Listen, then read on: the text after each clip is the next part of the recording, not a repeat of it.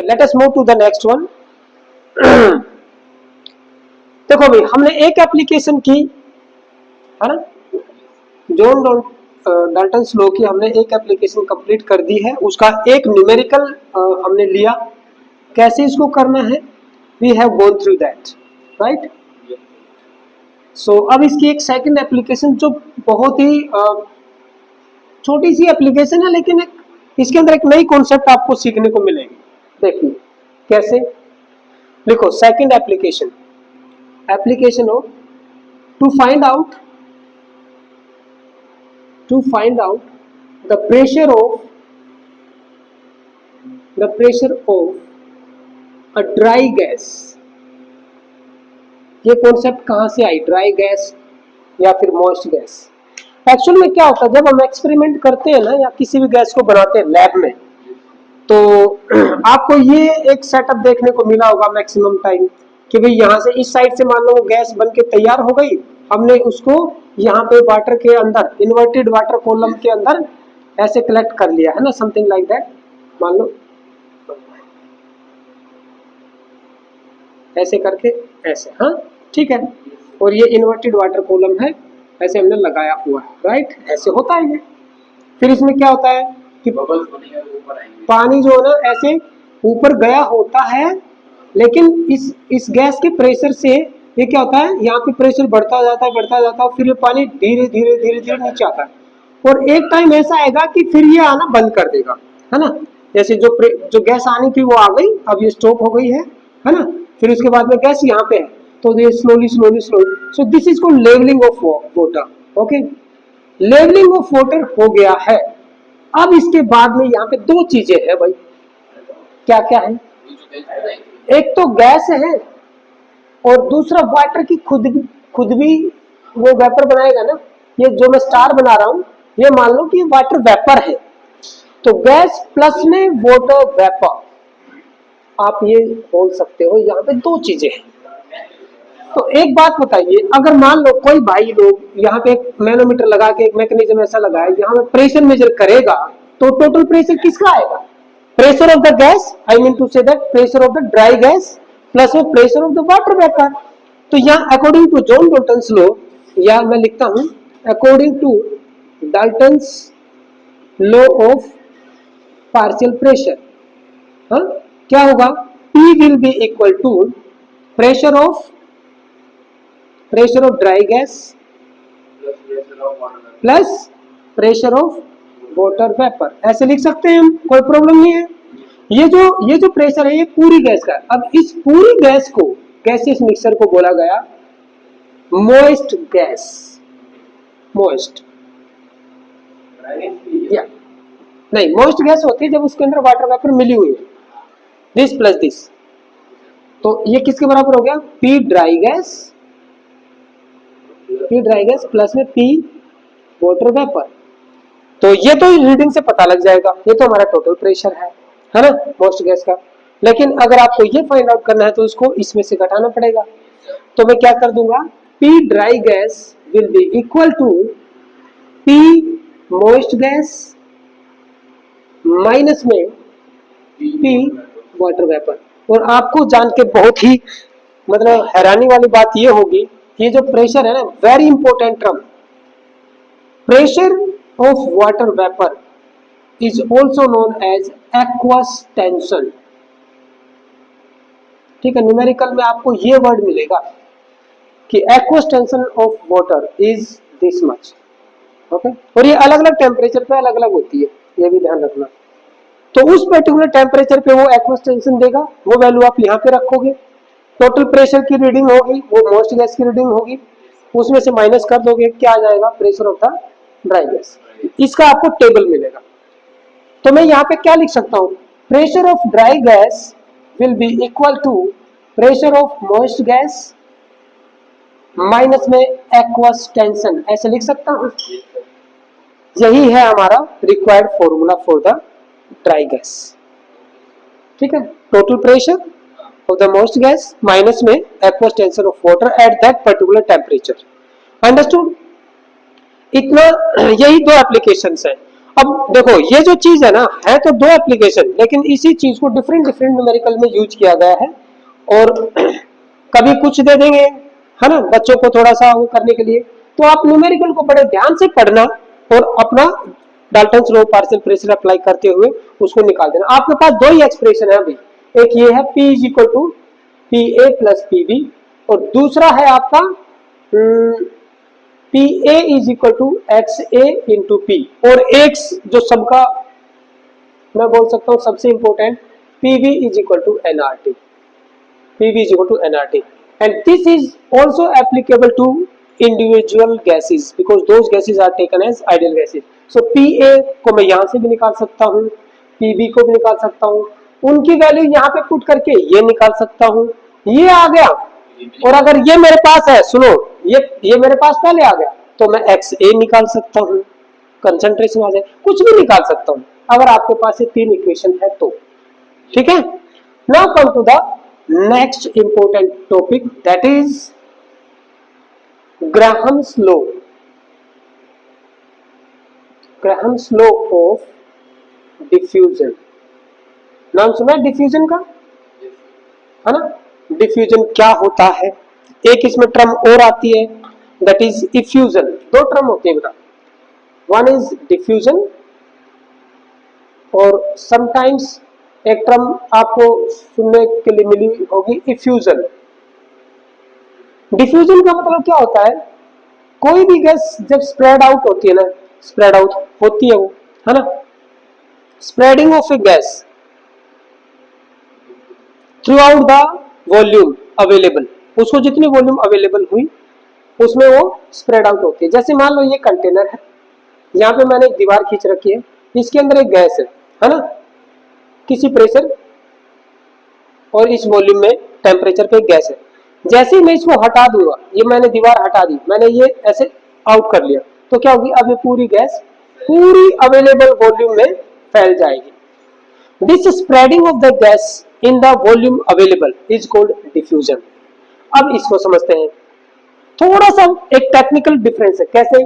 मान लीजिए ये मेरा सेम कंटेनर है, ये उसमें ये है, यहां पे प्रेशराइज्ड गैस है, ठीक है। अब की बार मैंने क्या किया, पूरे इसको कार्डबोर्ड को न हटा के बिल्कुल इसमें छोटा सा होल किया।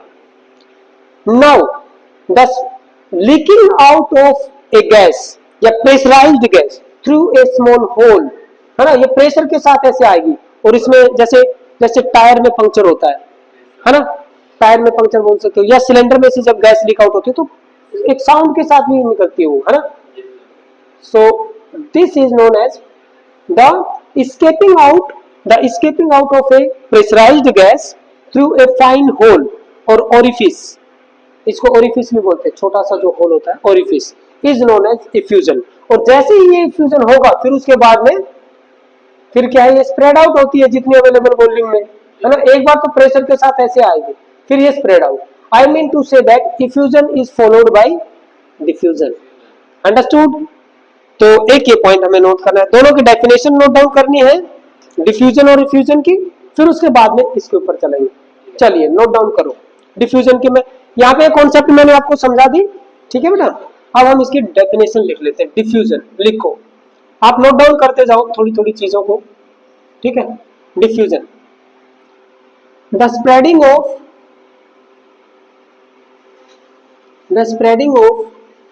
ए gas in the volume available is called diffusion, okay, right, is called diffusion। किसी भी गैस के मॉलिक्यूल जितने हल्के होंगे वो उतने ही फास्ट डिफ्यूज करेंगे, और जितने भारी होंगे वो धीरे धीरे जाएंगे, है ना। सो रेट ऑफ डिफ्यूजन, चलो इसको बाद में डिस्कस करेंगे, पहले दोनों के ये डेफिनेशन लिखते हैं। Now come to effusion.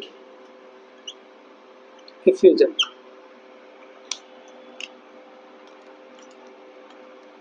लिखो, the escaping out of a pressurized gas, pressurized gas through a fine hole or orifice, और orifice कुछ भी बोल सकते हो भाई, ठीक है, और orifice is called effusion। और लास्ट में ये लाइन लिख देना, effusion is followed by diffusion। Okay, लिख दोगे? लिख दो, जल्दी जल्दी नोट डाउन कर लो।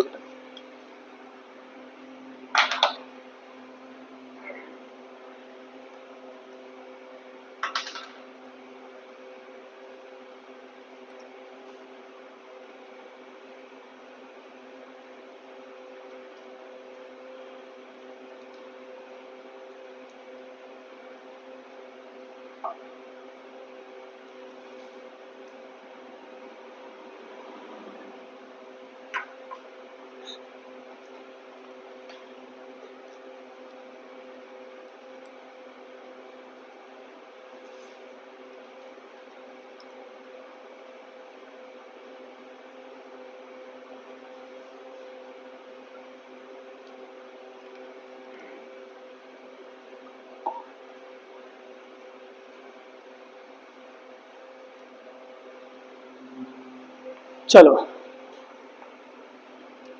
अब डिफ्यूजन और इफ्यूजन जब समझ में आ गया है तो मुझे आप ये बता दो, अगर मैं रेट ऑफ डिफ्यूजन की बात करना चाहूं, रेट ऑफ डिफ्यूजन, तो जनरल डेफिनेशन पूछ रहा हूं मैं, रेट ऑफ डिफ्यूजन किसके बराबर होगी बेटा? Volume of the gas divided by time taken. Okay भाई, जितना डिफ्यूजन हुआ जितनी वॉल्यूम में, है ना, चेंज इन वॉल्यूम, आप ये बोल सकते हो change in volume of the gas divided by time taken, ये होगी एक्चुअल में रेट ऑफ डिफ्यूजन। भाई उसकी इतनी वॉल्यूम थी और इतनी वॉल्यूम को के अंदर फैलने में उसको कितना टाइम लगा, दोनों का अगर हम डिवीजन कर देंगे तो रेट ऑफ डिफ्यूजन आ जाएगी। अब ये जो रेट ऑफ डिफ्यूजन है ना आर, इसको स्टडी किया डिफरेंट एक्सपेरिमेंट्स के थ्रू थॉमस ग्राहम ने। किसने? Thomas Graham, in the year of 1861। ठीक है, वो क्या कहता है कि द रेट ऑफ डिफ्यूजन और effusion is inversely proportional to under root of density of the gas. ठीक है, under root of the density of the gas. Density ज्यादा तो रेट कम, डेंसिटी कम तो रेट ज्यादा। ठीक है, अब उस गैस की जो डेंसिटी होगी उसके ऊपर डिपेंड करेगा। अब मैं एक चीज ये बोल दूं, मान लो मैं कोई दो गैसेस का डिफ्यूजन स्टडी कर रहा हूं, तो R1 पहली वाली गैस का कितना होगा? इनवर्सली प्रोपोर्शनल टू 1/B1 ऐसे होगा। तो R2 will be inversely proportional to 1/D2 होगा। अगर इन दोनों को मैं डिवाइड करूं, यहाँ पे मान लो कोई भी प्रोपोर्शनलिटी कांस्टेंट आएगा वो तो कट हो जाएगा, तो R1/R2 किसके बराबर होगा? Will be equal to under root of D2 divided by D1, होगा कि नहीं? This is the basic equation of this law, Graham's law of diffusion. अगर मैं दो गैसेस का ऐसे करूंगा तो ये एक्सप्रेशन बन जाएगी। ठीक है, डेफिनेशन ये है। Okay, according to this law the rate of diffusion और effusion is inversely proportional to square root of density of the gas. Okay, ऐसे करके लिख देंगे, कोई प्रॉब्लम नहीं है। दिस इज बाय डेफिनेशन, और इसी डेफिनेशन को यूज करके दो अलग अलग गैसेस पे मैंने ये निकाला। राइट, अब एक बात बताइए, एक तो होती है डेंसिटी, ये सबको पता है, मास पर यूनिट वॉल्यूम, है ना, यही होती है। और एक होती है वेपर डेंसिटी, एक होती है वेपर डेंसिटी। वेपर डेंसिटी किसी भी गैस की क्या होती है? उसकी density divided by what? With respect to density of H2 gas. H2 gas की डेंसिटी के रेस्पेक्ट में उसकी जो डेंसिटी होती है ना, that is known as vapour density. तो एक बात बताओ, वेपर डेंसिटी है तो डायरेक्टली प्रोपोर्शनल टू यही ना। Okay, vapour density is directly proportional to D. अच्छा, एक चीज हो, जो हमारा मोलिकुलर मास होता है किसी भी गैस का, मोलिकुलर मास, जब मैंने आपको मोल कॉन्सेप्ट पढ़ाई थी तो वहां पे ये इक्वेशन आई थी, vapour density divided by 2 is equal to molecular mass, आया था। अब ये चीज देखो, molecular mass is directly proportional to vapour density and vapour density is directly proportional to density.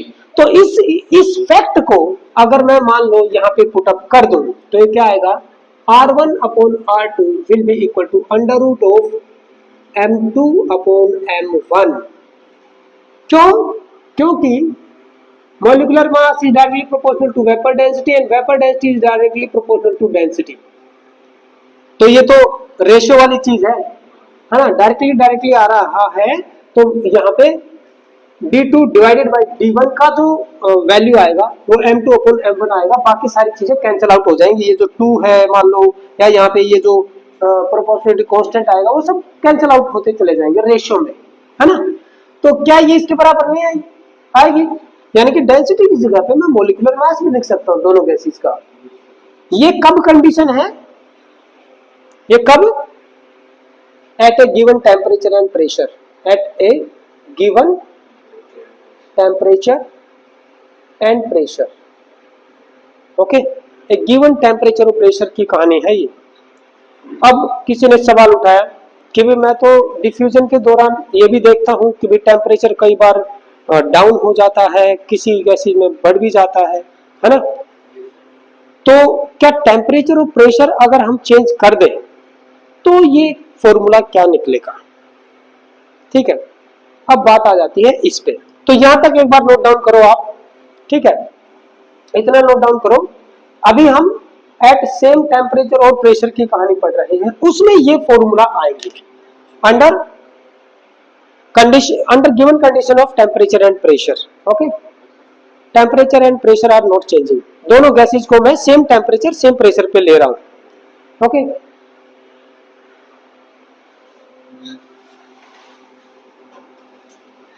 Eight same temperature and pressure, यहां पे मेंशन कर देना बेटा। अब मैं इस बीच वाली चीज को हटा देता हूं ताकि ये स्पेस हम यूज कर लें।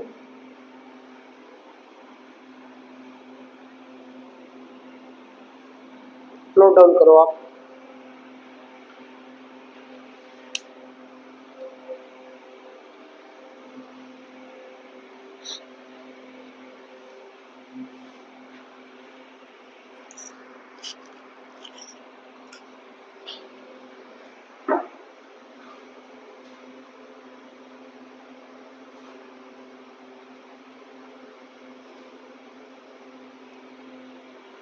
चलो देखो बेटा, if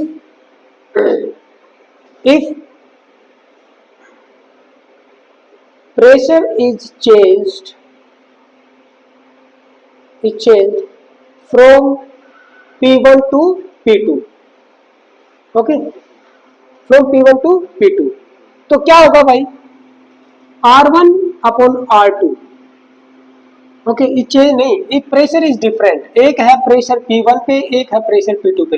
if pressures are P1 and P2, अलग अलग गैसेज हैं, तो हमें तो पता है भाई प्रेशर अगर ज्यादा है तो सिंपल सी बात है, वो गैस बहुत तेजी से बाहर आएगी या तेजी के साथ भागेगी बाहर स्प्रेड होने के लिए। So rate is directly proportional to pressure, definitely यही होता है। तो इस चीज, अब मेरे पास दो फैक्टर हो गए, this is equal to P1 upon P2, और साथ में मेरे पास एक क्या फैक्टर था, ये वाला डेंसिटी वाला, ये तो हमेशा ही रहेगा under root D2 by D1। ठीक है, अगर मैं डिफरेंट टेम्परेचर प्रेशर पे लेता हूं तो यहाँ पे मैं क्या मेंशन करूंगा, एट, लेकिन एट सेम टेम्परेचर अभी मैंने चेंज नहीं किया है, केवल प्रेशर को चेंज किया। अगला मैं क्या कर लेता हूं, if temperature are T1 and T2, okay, T1 and T2 है, ओके तो इसमें देखा गया है, यहाँ पे तो देखा गया था कि rate is directly proportional to pressure, यहाँ पे देखा गया कि rate is directly proportional to under root T, है तो डायरेक्टली लेकिन अंडर रूट, ठीक है। तो जब मैं इन दोनों का रेशियो लूंगा तो दो फैक्टर मेरे आ जाएंगे, R1 R2 will be equal to under root of T1 divided by T2, ये तो डायरेक्टली प्रोपोर्शनल हो गए, इनटू में D2 divided by D1 at same pressure, pressure same है भाई, ठीक है, समझ में आ गया। एक कंडीशन सेम रखी हमने, बाकी का वेरिएशन देखा, एक कंडीशन सेम रखी, बाकी का वेरिएशन देखा, उनकी रेट निकाली। यहाँ पे क्या है, दो कंडीशन सेम रखी भाई, टेम्परेचर प्रेशर सेम है तो केवल यही फैक्टर बचता है, ठीक है, लाइक दिस। और इसको मैं इसके बराबर भी D2 बाई D1 को मैं M2 बाई M1 से रिप्लेस कर सकता हूं, इसमें भी और इसमें भी, understood.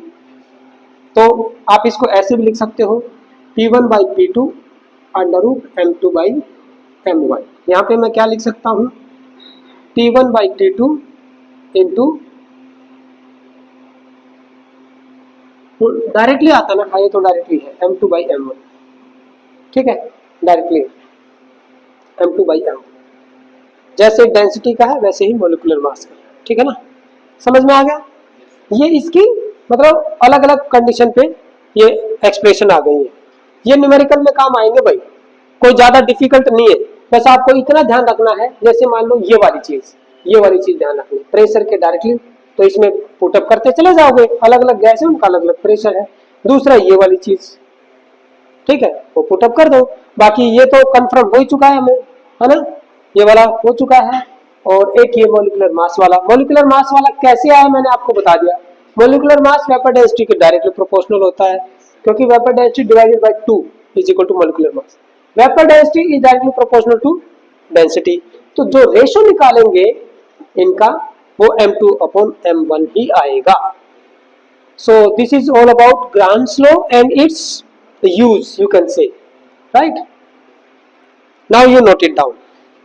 Now you note it down. इसके एक आधे न्यूमेरिकल ले सकते हैं, बाकी NCERT के न्यूमेरिकल ज्यादातर हम करेंगे।